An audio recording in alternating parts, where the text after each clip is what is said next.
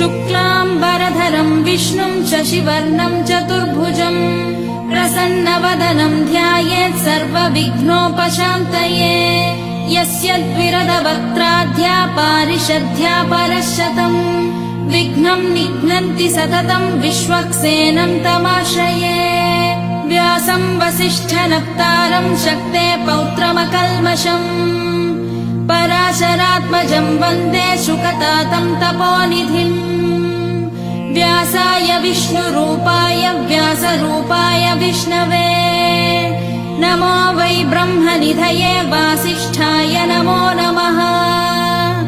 अविकाराय शुद्धाय नित्याय परमात्मने सदैकरूपरूपाय विष्णवे सर्वजिष्णवे यस्य स्मरणमात्रेण जन्म संसारबन्धनात् विमुच्यते नमस्तस्मै विष्णवे प्रभविष्णवे ॐ नमो विष्णवे प्रभविष्णवे श्रीवैशम्पायन उवाच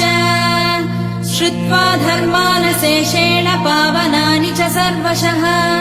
युधिष्ठिरः शान्तनवम् पुनरेवाभ्यभाषत युधिष्ठिर उवाच किमेकम् दैवतम् लोके किम् वाप्येकम् परायणम्